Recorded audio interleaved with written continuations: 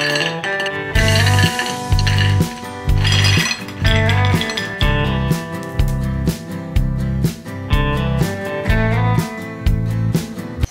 friends, welcome to Madras Samayal. இன்னைக்கு நம்ம மெட்ராஸ் சமையல்ல கேரமல் பிரெட் பாப்கார்ன் எப்படி பண்றதுன்னு பார்க்கலாம். திடீர்னு ஏதாச்சும் நல்லா ஸ்வீட்டா சாப்பிடணும்னு ஆசையா இருக்கு. ஆனா அதே நேரமும் பொருளும் ரொம்ப செலவு பண்ண வேண்டாம்னு நினைச்சீங்கன்னா அதுக்கு ஏத்த சூப்பரான ரெசிபி தான் இது. பிரெட்டை வச்சு ரொம்ப ஈஸியா நம்ம வந்து செஞ்சு முடிச்சிடலாம். இது பண்றதுக்கு நான் இன்னைக்கு வந்து 8 ஸ்லைஸ் பிரெட் எடுத்துர்க்கேன். சின்ன சைஸ் பிரெட்னா நம்ம வந்து 10ல இருந்து 12 வரைக்கும் சேர்த்துக்கலாம். இதோட ஓரத்தை கட் பண்ணணும்னு அவசியம் இல்லை.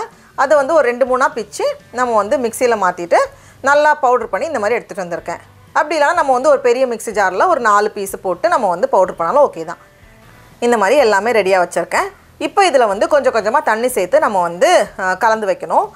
இது பார்க்கிறதுக்கு நிறைய இருக்கிற மாதிரி இருக்கும். அதனால நிறைய தண்ணி ஃபர்ஸ்டே சேர்த்துறாதீங்க. நமக்கு வந்து கம்மியா தான் தண்ணி தேவைப்படும். இந்த மாதிரி கொஞ்சம் கொஞ்சமா தண்ணி சேர்த்து நல்லா கலந்து வச்சிருக்கேன். ரொம்ப டைட்டா இருக்க கூடாது. கொஞ்சம் சாஃப்ட்டா தான் இருக்கணும். அதனால ரொம்ப தண்ணியும் ஆகிர கூடாது.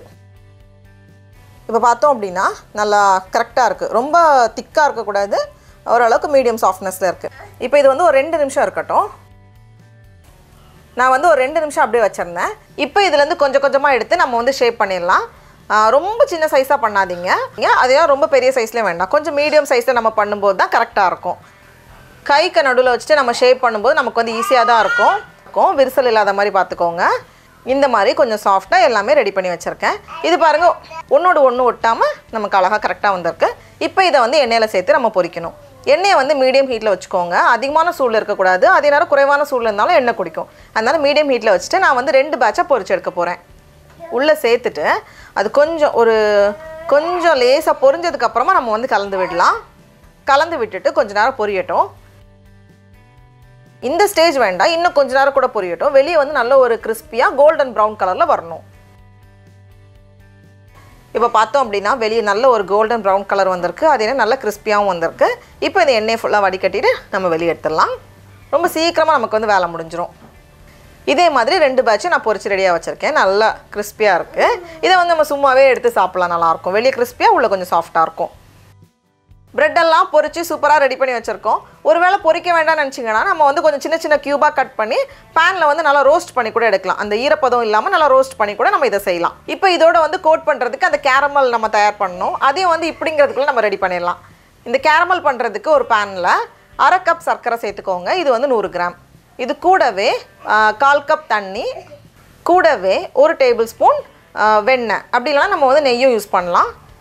கடைசியா 2 சிட்டிகை உப்பு. எல்லாத்தையும் சேர்த்துட்டு சர்க்கரை கரைஞ்சி லைட்டா ஒரு கோல்டன் கலர் வரணும். ஃபர்ஸ்ட் இந்த மாதிரி தான் நல்லா நொரச்சு வரும். அதுக்கு அப்புறமா அப்படியே கொஞ்சம் கலர் வந்து மாறும். இப்போ பார்த்தோம் அப்படினா இந்த ஓரத்துல வந்து லேசா ஒரு கோல்டன் கலர் வந்திருக்கு. இப்போ இத வந்து நம்ம மிக்ஸ் பண்ணி விட்டுறலாம். இப்போ வந்து ஸ்டவ் வந்து கொஞ்சம் கம்மி பண்ணிக்கலாம். ஏன்னா ரொம்ப அதிகமான சூடுல இருந்துச்சுனா டக்குன்னு வந்து கரிஞ்ச மாதிரி ஆயிரும். அதனால கொஞ்சம் மிதமான தீயில வச்சு நம்ம வந்து கலந்து விட்டுட்டே இருக்கும்போது நமக்கு அந்த கலர் வந்து நல்லா வரும். இப்போ பார்த்தோம் அப்படினா நல்ல ஒரு கோல்டன் பிரவுன் கலர் வந்திருக்கு. கரிஞ்சிர கூடாது, கரிஞ்சு போக வந்திர கூடாது. கரெக்ட்டா வந்திருக்கு. இப்போ இதோட பதம் செக் பண்றதுக்கு பக்கத்துலயே ஒரு பவுல்ல தண்ணி வச்சிருக்கேன். அதுல கொஞ்சமா சேர்த்து நம்ம உடைச்சு பார்க்கறப்ப இந்த மாதிரி உடையற பதம் வரணும். கரெக்ட்டா வந்ததுமே நம்ம ரெடியா வச்சிருக்க கூடிய நம்மளோட அந்த பிரெட் பொரிச்சு வச்சிருக்க கூடிய பிரெட் எல்லாம் உள்ள சேர்த்து நம்ம ஒரு வாட்டி மிக்ஸ் பண்ணிட்டா போதும். ஒருவேளை பொரிக்காம நம்ம வந்து panல டோஸ்ட் பண்றோம்னா அதுலயே இத வந்து கோட் பண்ணி எடுத்துக்கலாம். இப்போ பக்கத்துலயே ஒரு பாத்திரத்துல நெய் அப்படி இல்லனா வெண்ணெய் தடவி ரெடியா வச்சுக்கோங்க. நம்ம ரெடி பண்ணி வச்சிருக்க கூடிய அந்த இத வந்து உள்ள மாத்திட்டு இது கொஞ்சம் ஆறனதுக்கு அப்புறமா அந்த கை வைக்கிற சூடு வந்ததுமே கையில வந்து கொஞ்சம் நெய் தடவிக்கோங்க. அப்பதான் வந்து நமக்கு பிரிக்கிறதுக்கு ஈஸியா இருக்கும். பிரிச்சிரலாம். அப்படி இல்லனா நம்ம வந்து கேரமல் பாப்கார்ன் பண்றப்போ ஒரு பவுல்ல நெய் இல்ல எண்ணெய் தடவிட்டு அதுக்கு மேல வந்து அந்த சிரப்பை மட்டும் போட்டு நம்ம வந்து மிக்ஸ் பண்ணுவோம். அப்படி கூட நம்ம பண்ணலாம். அவ்வளோ அழகா கேரமல் எல்லாம் கோட் ஆகி சூப்பரா இருக்கும். உள்ள வந்து பிரெட் நல்லா சாஃப்ட்டா இருக்கும்.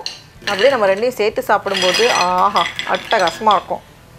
அவ்வளோதான். பாருங்க எவ்வளோ சூப்பரா நம்ம ரெடி பண்ணிட்டோன்னு. ரொம்ப குறைவான பொருட்கள் வச்சு ரொம்ப குறைவான நேரத்துல நம்ம ஈஸியா பண்ணிடலாம்.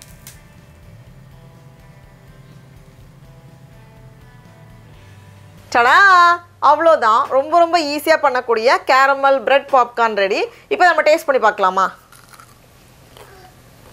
ரொம்ப நல்லா இருக்கு. நீங்களும் கண்டிப்பா இந்த ரெசிபியை வீட்ல செஞ்சு பாருங்க. உங்களுக்கு இந்த வீடியோ பிடிச்சிருந்துச்சுனா மெட்ராஸ் சமையலுக்கு சப்ஸ்கிரைப் பண்ணுங்க. நாவின் சுவை எறும்புகள் மலரட்டும்.